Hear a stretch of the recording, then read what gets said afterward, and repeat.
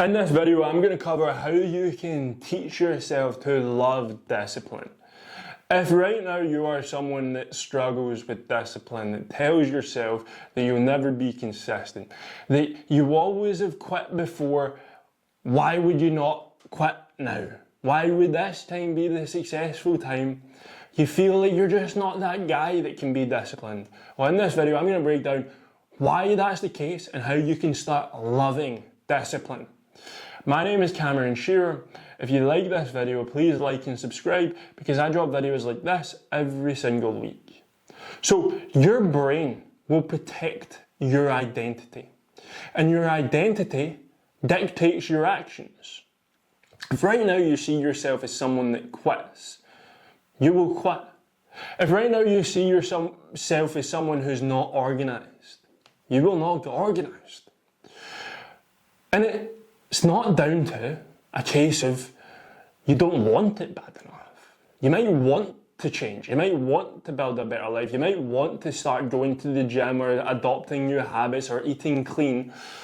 But your brain, your subconscious, will pull you back to how it sees you, how you see yourself, and your current identity.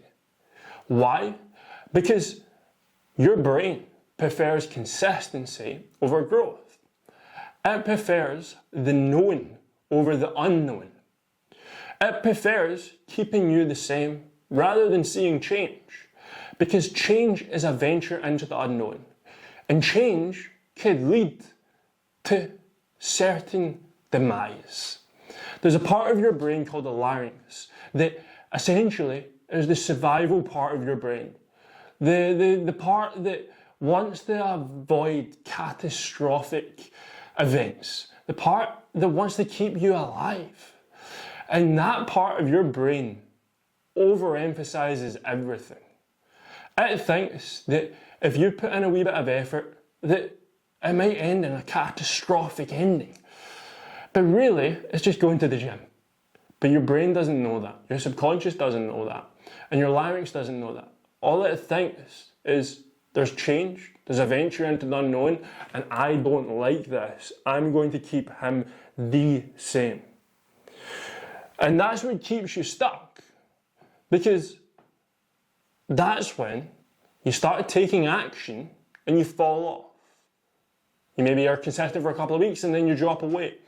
Because you hear a wee voice in your head saying, this isn't you. You don't do this. You don't wake up early and go to the gym. You're not this type of guy. You failed every time before. Why would you be successful this time?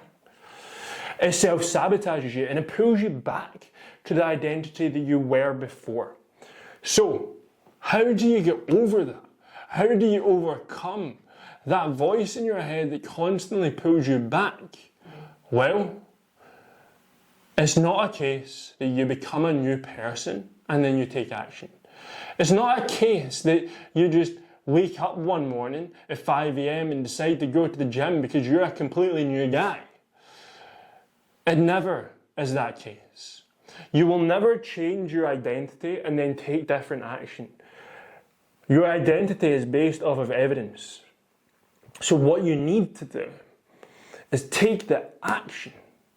Once you take the action for long enough, the evidence stacks. And your brain starts to realize you're not the guy that sleeps in anymore. You're the guy that wakes up and goes to the gym. Your brain starts to realize that you're not the guy that overconsumes and orders takeaways every Friday and Saturday night. You're the guy that eats healthy, that enjoys good quality food. But it never wants to happen first. So you need to take the action to change your life. You need to take the action to turn into the guy you want to become. And in doing so, you'll turn into that guy and you will change your life. The action always happens first. And there's always going to be a lagging effect. There is always going to be a buffer zone between you going to the gym and you being the guy that's consistent with the gym. There's always a lagging effect between you starting a habit and you becoming consistent with the habit. Because it takes time for your brain to look at the evidence and say, he is changing. He's becoming someone new. So how do you get through that buffer zone? How do you wade through the swamp of that lagging effect into turning into someone else?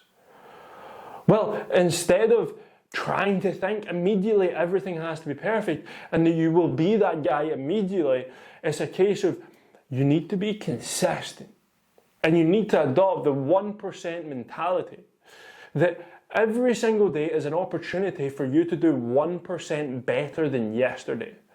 And you might not be perfect. You might not be 100%. You might be miles and miles away from being 100%. But if you can be 1% better than yesterday, you're taking constant action. And even if you miss the gym, but you still manage to win a walk, or you still manage to eat clean, or you found 1% to be better, you're just stacking evidence that you are becoming a different guy. And it sucks. Truthfully, it sucks that it works that way. It's terrible that we can't just change our identity and become the disciplined, lean, aesthetic, controlled guy. It's terrible. But it's always the case. You always need to take the action first, work in improving, work in navigating the hurdles, work in not being perfect, and getting there, and staying there, and being happy there, because it's who you've become. And your brain can be very subtle sometimes. Your brain can sabotage you in very quiet ways.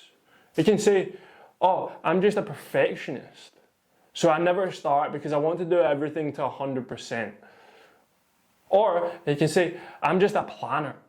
I just like to know everything like really, really laid out in my head first. Because when I do that, I can then start. But you never start. And what you need to ask yourself is, what is it that you're actually scared of in starting? What is it? Is it just being uncomfortable? Is it just change? Is it just going to the gym for the first time and having that anxious feeling because it's a new environment? What is it that you're actually scared of? Like, we've all done things that we're scared of, right? Whether it's something legitimately scary or it's sending an email. We procrastinate having a difficult conversation. We procrastinate taking action because our brains convinced us that we're scared. Because it might end in catastrophic failure, right? That larynx starts speaking up. So figure out what it is you're actually scared of. What is the thing that's actually putting you off? Once you've figured out that, you can then start taking action. You can then start going through the 1%.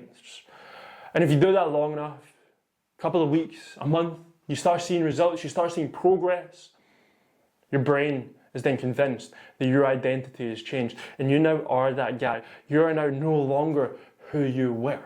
Change can be scary, it can be tough, it can be incredibly hard, but change needs to happen. You need to stick at it. You need to take the action and you will change. So that is how you can start loving being disciplined. Take the action first, change your identity into the identity that you want to be. Make sure that the actions that you are doing aligns with the identity that you want, aligns with the life that you want, and that life, that identity will be granted to you. It's inevitable, it never ever fails. If you do the work of someone that is lean, you will get lean, right? Obviously. It just needs to be explained to us sometimes in a way that we can understand. So I very much hope that helps. I hope you have an awesome day. And if you are interested in coaching one-to-one with me, there's more information in the description down below. And again, I'd appreciate it if you like and subscribed. Peace out.